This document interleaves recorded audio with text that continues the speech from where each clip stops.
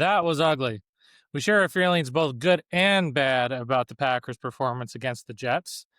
We also share our official 53-man roster prediction heading into preseason game number 2. Yeah, I've been wanting this shit forever. I've been in the field with whatever they throw at me. Brush it off, pick myself up, moving on to the better. Okay. Hey. Yeah. Ain't no errors, baby. It's a new era. I wake up early feeling rich like I'm Welcome in another episode of Sounds Gouda. Thank you, as always, for coming back and taking a listen to us. My name is Rob Ralph. Next to me is my best friend, as always, Jordan Olson. Thank you to any new and returning listeners. We have a new episode every Wednesday and Saturday on YouTube, Spotify, and Apple Podcasts. Please make sure to give us a like, sub, and follow us on those platforms. We're going to be continuing to run this promo. Every new 50 subscribers, we're going to be getting some Sounds Gouda swag away. Just know that you do have to be public for that, and the next tier for that will be number 600. So, and then just real quick for the preseason flow, we're going to continue doing some game previews, obviously some game recaps with some 53-man roster updates. And as always, we're going to be throwing in a guest or two and maybe some new ones that we can be able to give you guys that'll give you guys some new and good content and information. So, Jordan, let's just touch base really quick on some camp notes. Seems like the Packers are trending in the other direction that the Milwaukee Brewers are trending. We just heard the news about Jordan Love on his left thumb on the last play that he had on the series that he was in, and he'll miss. It doesn't sound like it's too long, miss a week of preseason. You never know how long that stuff can linger on, but Jordan, is this a sign of things to come with all these injuries? How can we get of our own way and get out of the preseason here healthy? Yeah, I mean, it's not what you want to hear about your franchise quarterback coming off of a couple, injuries last season that he's already having surgery on his left thumb. I mean, you got to look at the silver lining. It is his non-throwing hand thumb. He's only expected to miss about a week of practice. He wasn't going to probably play in this preseason game versus the Colts, although he is going to probably miss some really valuable time with that joint practice that they were scheduled to have this week. And obviously any reps that he can get with Elton Jenkins, with Matthew Golden, these other wide receivers, making sure that they are sharp and ready for week one and can avoid the disastrous stuff that we're going to talk about in a minute here from the preseason game that seems to be a continuation of last year's problems. It's tough. It's not what you want to hear. And then you go ahead and you throw in a couple other injuries early this week. I mean, Romeo Doubs seemingly left practice with a back injury. Savion Williams is still dinged up. He's on the sideline getting gunned. Luke Musgrave and LVN collided during practice, and it was towards the end of practice today on Tuesday, but they left and they didn't return. So we're kind of wondering what's going on with them. But it's like the field of the walking dead right now. And if they can't get healthy for the first week of the season, you can't help to think that not only affects the Lions game, but the Commanders game, which is 5 days after that. And you could look to start the season 0-2, which would be a terrible, traumatic start to this season and an uphill climb the rest of the way. So yeah, I don't know. We're gonna talk mostly about the game, but that's tough. So you just gotta hope that they get healthy. A couple other housekeeping notes really quick. The Packers did make a couple moves. They waived injured Isaiah Dunn. He didn't have a very good preseason game, so I don't think anybody's too worried about that. Jalen White really was like running back 6 on this team. They bring in another running back in his place, Tyron Davis-Price, which is a former third-round pick from the 2022 draft. I think the Niners selected him. He spent time with the Titans this preseason, a little bit of time with the Eagles in the past. So a player from LSU that has some pedigree, might be a guy that they try to stash on the practice squad and see what happens from there. So with that, Rob, let's talk about this very ugly preseason game that we saw. There was some positives. But give me a couple of your takeaways, both some, the things that I'm sure a lot of people are going to point to that are the ugly things, but what were a couple of the good things you saw too? Yeah, well, I'll start with the glass half empty. The drops, the penalties, the details, and the execution. Just Mhm. pause there because if that sounds just like some of the stuff from last year, you'd be correct.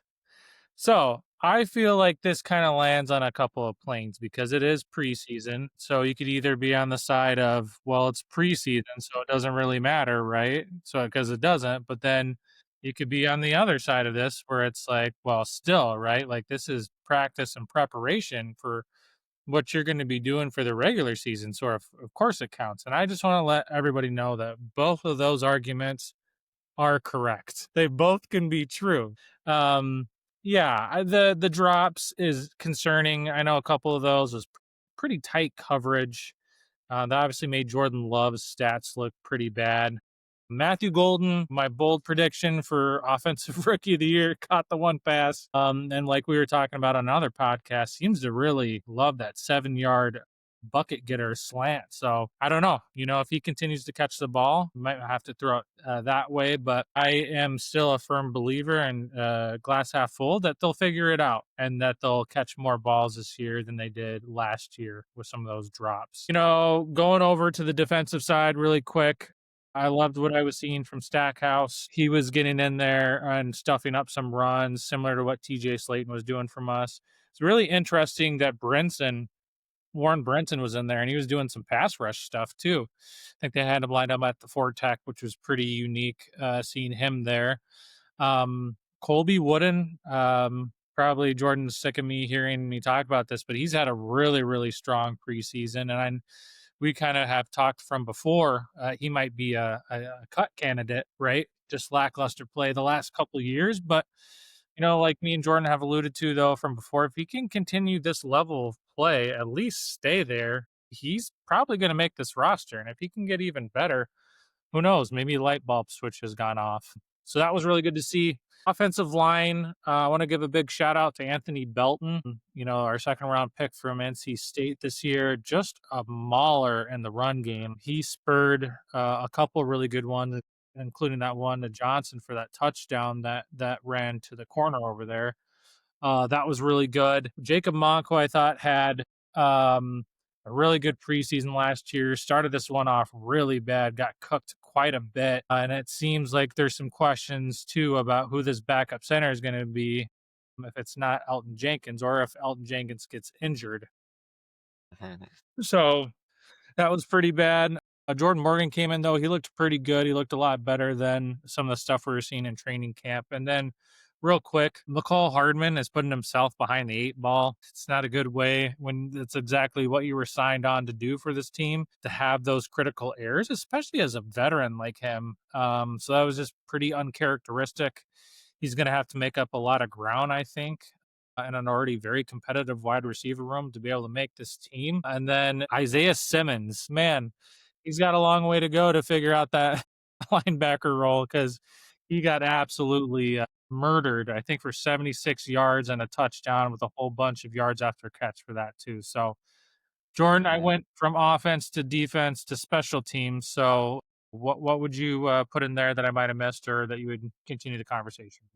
Yeah, I mean, you covered a lot of good things there and a lot of things that I think that I would echo, right? A couple of other observations or maybe compliments to that. Back to McCole Hardman for a second. You mentioned that he's going to have a tough time making this roster. I mean, he was going to really need to do that by making a mark on special teams. And you just saw a guy who should be a veteran that knows not to field balls on the five and try to, scoop up, you know, scrambling balls that are, coming in, on the 10-yard line. And those are just like mistakes that veterans don't make. And I don't know if he's like feels pressed for the first time in his career to try to make a team and he's maybe trying a little too hard. But it seems like all the guys, like, well, not all the guys, because you look at guys like Tyron Hopper and a few of them that are maybe on the cut line and they kind of rose to the occasion. But it seems to me that on the offensive side, a lot of the guys that were hoping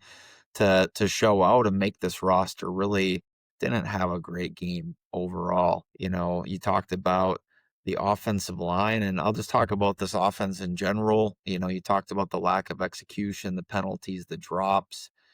We were recently guest on another show. If you haven't checked them out before, John Rivas from Rivas Talk Sports. He's starting back up for the season. Definitely give him a look and subscribe to his content.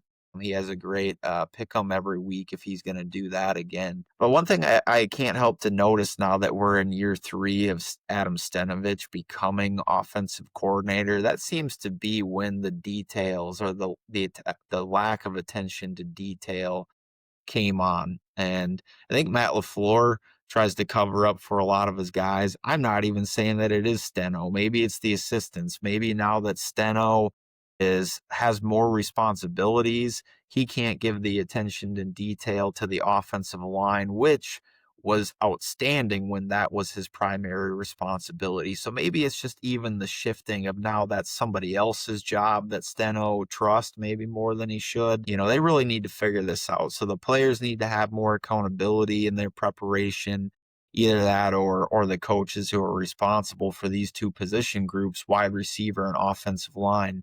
There needs to be some accountability there. And that's probably a little bit of an overreaction, but I would be willing to bet that there's a lot of Packers fans listening to this right now that they're like, yeah, let's get some accountability and let's win some football games this year. Because if you cut out all those penalties and drops, I mean, we were a top 10 offensive unit last year. Let's just imagine what the ceiling is for this team without that nonsense. Along the offensive line, I really liked the opportunity to see a couple players rise. You mentioned Anthony Belton. He had a great pancake.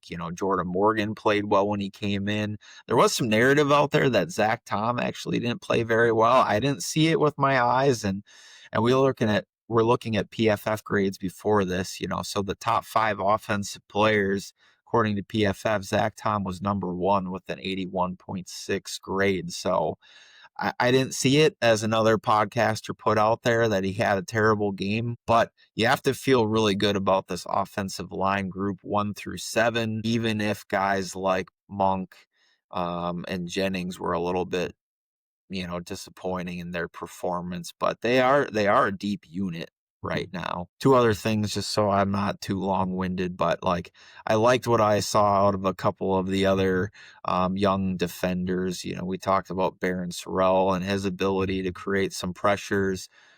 He had an outstanding game.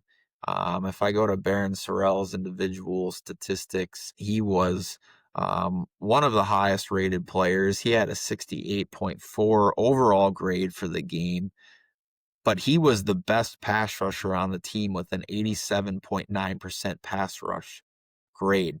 On 22 snaps, all of them were considered pass rush snaps, and he had, I think, 2 pressures, and he won nearly 40% of the time. So I think that there's a lot to take away positive from what Baron Sorrell, a 4th-round selection this year, can bring to this team. Mm-hmm.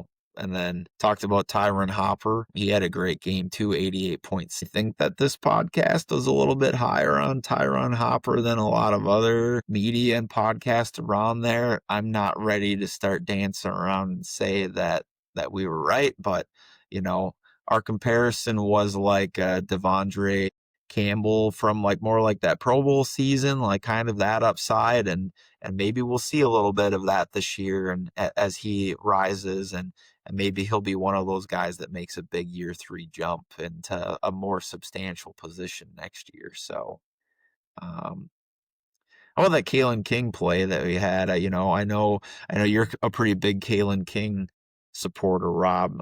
What'd you think of that really nice play at the end of the game where he kind of peeled back off of his defender? I mean, he made a couple nice plays, actually. One where I think he had to come up. He made a good move, and he came up to stop a run short of a first down. And then he had a play where he had a pass deflection later in the game that I thought was pretty nice. So some positive signs from him. Yeah, I think he's going to contribute this year. I do. Whether he's just plays up to the potential he has, or whether there's some injuries. Yeah, I think it's starting to click for him. It's starting to click for Tyron Hopper, right? Like you mentioned Sorrell too. How would you compare Sorrell and LVN really quick? I feel like Sorrell has the technicality that LVN doesn't. he's really good with his hands and can get skinny and like swim moves and Mhm. misdirection. You know what I mean? I think that's the thing you gotta like about Sorrell now. He might not be as a big as imposing, Herculean type of figure like Lucas Van Ness, which is like just that raw athletic freak. But you're right, Baron Sorrell does have a few more tricks in his bag. I think he can win with the swim move. He can win with a rip. He's strong enough to bull rush.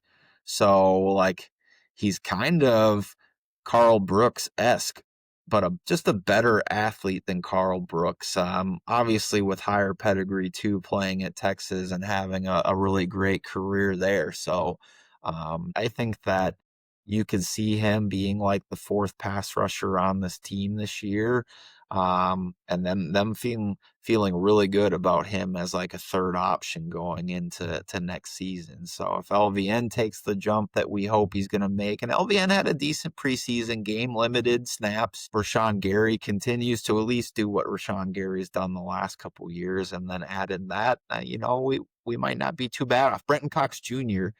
played really well, and I think that he's jumped Kingsley Enagbari on this depth chart too, although Enagbari said, At a game. hold on a minute, don't forget about me, don't trade me just yet. And he was impressive. He peeled off a couple of, shed a few blocks to stop a few runs that had kind of leaked out, and for a short or minimal gain. I remember him creating a pressure on a player too. So we're going to go over our 53-man roster predictions soon. But Enagbari was another player who I thought had a nice game. Yeah, This is Go ahead, Rob. I was just gonna. I wanted to swing it back to Isaiah Simmons, and I know this might kind of lead into the 53-man roster, but so obviously big signing, big pedigree, right? Top draft pick more than a few years ago. Hybrid linebacker safety, but just one of the worst, one of the worst players, if not the worst, right? Graded out for this game. Do you think that there's a scenario where he plays himself off this team? And well, definitely now Tyron Hopper's got to be above him, but like a Christian Welch, right, who's done really good in the preseason last year and some other teams too. And then Jared Bartlett quietly too had a decent preseason game too as well. And we also have Jamin Johnson. Do you think, like, obviously he's got to get better because if he continues this, that's pretty atrocious. But like, do you think he can? And if he can't, do you think he makes his way off this team?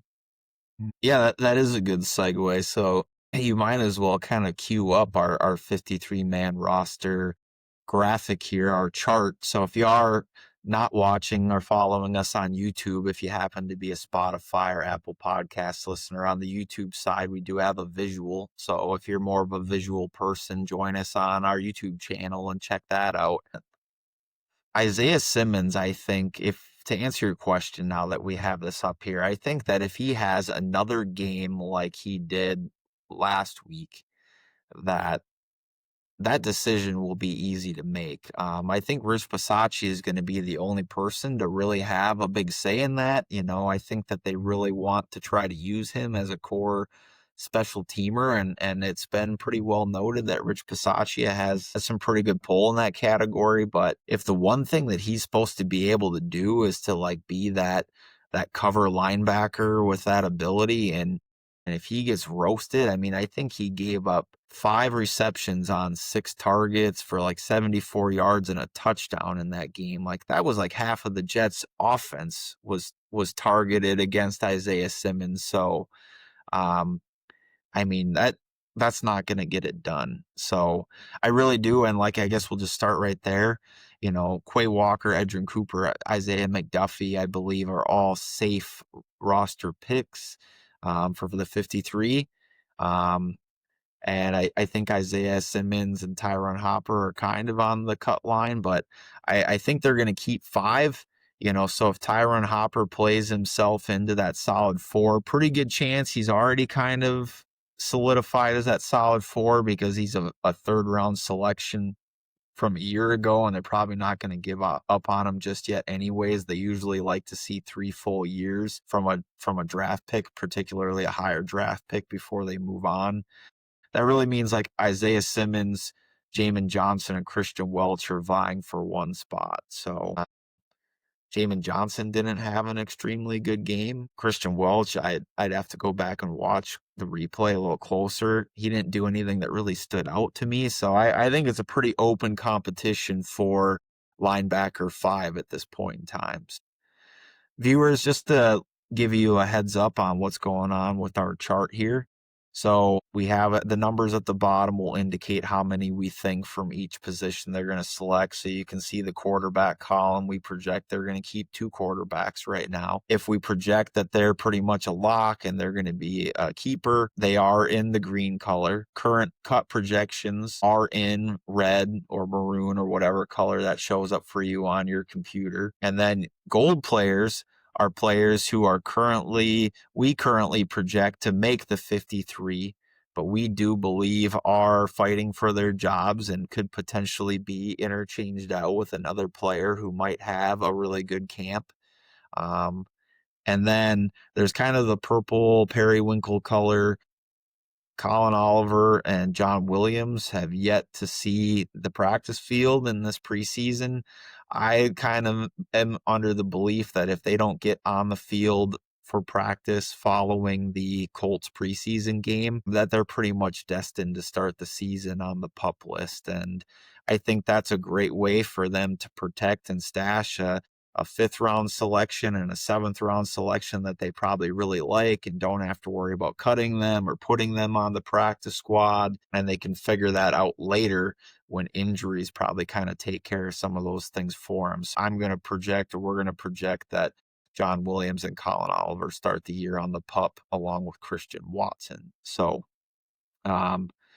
yeah, you want to run us through the offensive side of the ball and some of your thoughts on where we're at with our projection on the offensive side, Rob? Yeah, well, for quarterback, obviously Jordan Love, Malik Willis. I don't think there's any kind of shocker there with Clifford and Elgersma getting the cut. Running back, there is some interesting discussion here too that at least me and Jordan have had. If obviously Jacobs isn't going anywhere, but then if Marshawn Lloyd is healthy, what do you do between Chris Brooks and Emmanuel Wilson? And right now we do have Emmanuel Wilson making it in, but like I was talking with Jordan, if by chance you wanted to cut Emmanuel Wilson to save another spot somewhere else, depending on how everything shakes out, which one is more valuable? Now, to me, and I think Jordan agrees, you can let me know if you don't or chime in, but I put Chris Brooks over Emmanuel Wilson. And while you might think I'm crazy because Emmanuel Wilson was probably the better runner than Chris Brooks,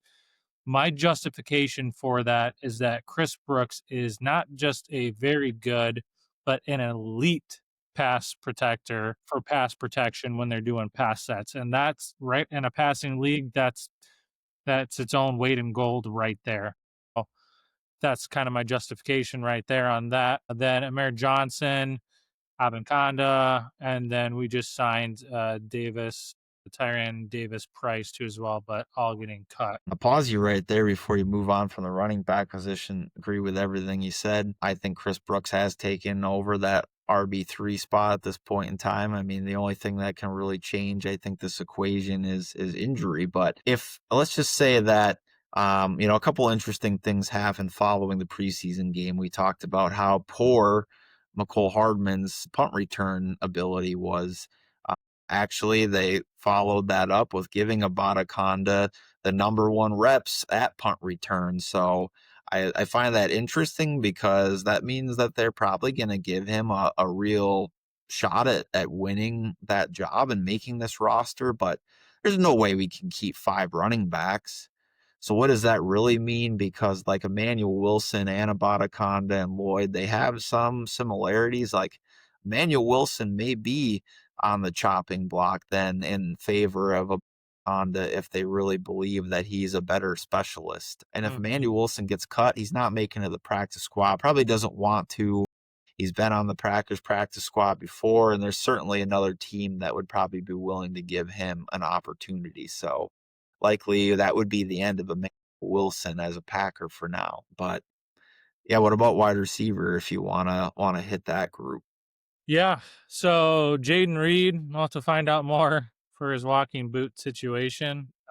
That's definitely very concerning. Romeo Dobbs, Wicks, Golden, Williams, and then we got Heath in here fighting for his life in the gold. Just talked a little bit about Hardman. He's already put himself behind the 8 ball. Obviously, if that continues, that's a pretty easy conversation. But then, like, you got Hicks, Will Shepherd, and Cornelius Johnson here. You could really kind of flip that any way you wanted to. To me, I haven't seen one person really take the lead in that pack. So we just kind of grouped them all as far as this goes. But definitely practice squad candidates for a few of those. I mean, with all the injuries to wide receivers, I mean, we're going to see those three on the field heavily this week. So somebody's going to step up and like have like a 6 reception game, and we're going to be talking to you next week in our prediction, and we're going to say, Will Shepherd took that spot. So, he's going to be McCole Hardman's going to be cut, and Will Shepherd's going to be like the number one guy off the practice squad if we can get him to the practice squad. I just could be Hicks, could be Johnson. One of those guys is going to emerge in this next game, and we'll be talking to you about it next week. So, yeah, which is why this is a good exercise for sure. So, tight end, Tucker Kraft, Luke Musgrave, and then Fitzpatrick in here fighting for his life with Sims, Swinson, and Lumpkin getting the cut. There's some interesting conversation about Musgrave. Jordan, why don't you expand on that and tell us all about how you feel about Luke Musgrave's route running ability? I just think that for some reason his natural instinct is to stop short and go up for the ball. I mean, he's probably used his height as an advantage most of his adult life. I mean, I don't know when he became 6'6" or whatever height he is, but certainly like through his college days, maybe he was that tall as a high school prospect already, but like instead of running through routes, and I think there's a play from the last game where some people might have looked at that throw from Jordan Love to Musgrave down the middle of the field and be like, well, Jordan Love missed him. I think Musgrave just stays right on his route, running head down full speed. I think Jordan Love just hits him in stride, but for some reason his instinct, and we've seen it before, is to go up and get the ball. And that's something they're going to continue to have to work with him on. So, I mean, doesn't change his spot on this depth chart. I still project a lot of downfield targets because it opens up things. But, if he could get that figured out, he could be a real weapon if he can stay healthy. So, offensive line, we're projecting to keep 9 right now. We talked about it early on the show. We feel really good about the top 7. Hope we don't have any injuries, but if we have an injury anywhere across this front, we probably have a plan, whether Jordan Morgan moves into a guard spot, Anthony Belton moves into right tackle. I mean, Jordan Morgan is likely the first guy off the bench for every position except for center. Center Sean Ryan probably moves there. And maybe that's truthfully only the like one and only best fit for Jacob Monk to fit in right now. Like, he doesn't look bad at center, but he looked out of place at guard for sure. So I do believe that Donovan Jennings, despite having like a pretty mediocre game, I like his upside over Kadeem Telfort. I think with the emergence of Anthony Belton, there's not really a place for Telfort on this roster unless they're going to keep 10. We talked about John Williams being on the pup. And I really like they're going to try to work through those next 5 guys, Hill, Cooper, Lippy, Smith, and Banks, and probably try to get 2 or 3 of those guys to the practice squad and kind of go from there. So, defensive side of the ball, defensive tackles. Right now we've got Clark, Wyatt, Brooks, and Stackhouse, and Brinson in there with, a week ago I would have had Colby Wooden in red. And I would have had that as a 5-person group going into the season. But right now Colby Wooden has swayed our opinion a little bit and says, hold on, I still am one of the best 53 players on this roster, and I can bring you some value. So we have them keeping 6 tackles right now, defensive tackles, with Esther and Randolph. They're fighting for practice squad spots. Defensive end, we've got Gary Van Ness is clearly emerged as number 2. That's what the Packers are telling us. That's what the media is telling us. Bretton Cox Jr., I think, has taken the 3rd spot on this roster. Baron Sorrell, we like what we saw from him. And like we said, Kingsley Enagbare looks like he still deserves to be on this roster, especially if Colin Oliver is going to start the season on the PUP list. So talked about the linebacker position already, so we probably don't need to do that again.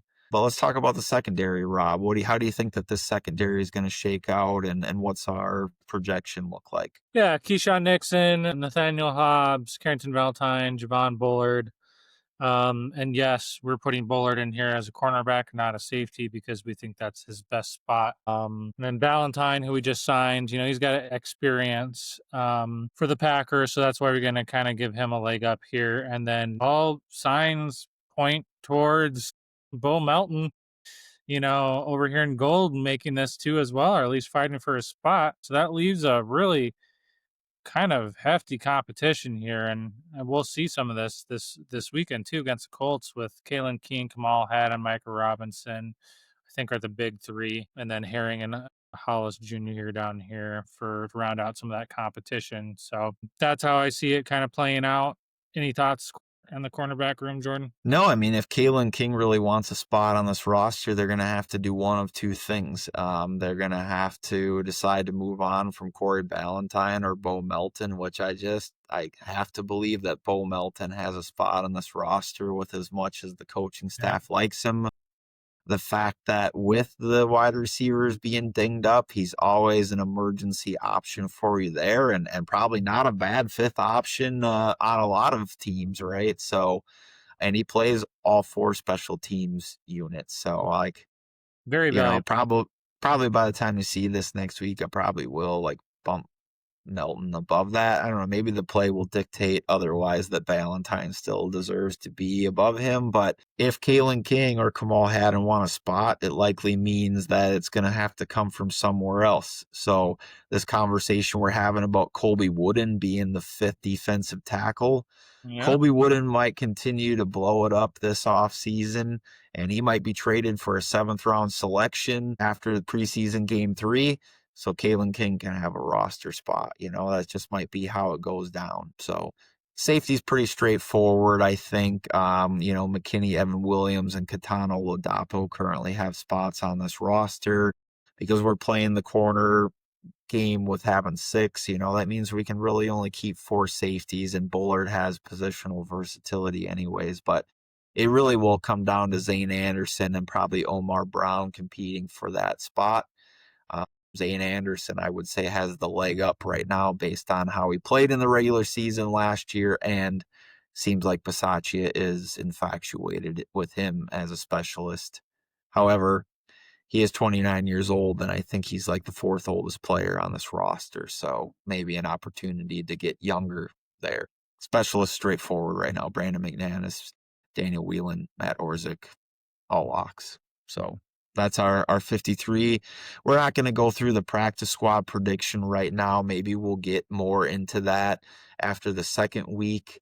But we'd be just kind of shooting darts at the practice squad right now, other than obviously like somebody like Kalen King gets cut, Taylor Elgos and others, probably some pretty safe picks if they get cut and make it through. But we'll hit that more in the future. So, right. We are wrapping up, folks. So that's all we got for you today. We got more great Packers content from Sounds Gouda every Wednesday and Saturday. As always, thank you for listening. Share this with your friends. Comment on YouTube. Comment and interact with us on X. Rob's at Sounds Gouda with 3 A's, and I'm at Olson George. So, like I said, if you're listening on Spotify, your regular listener on there, check out our YouTube channel. We have some visuals and some things sometimes, just like in an episode today. But until next time, Packers Nation, have a Gouda morning, a Gouda afternoon, and a Gouda night. Go Pack, go. Go Pack. Been wanted this shit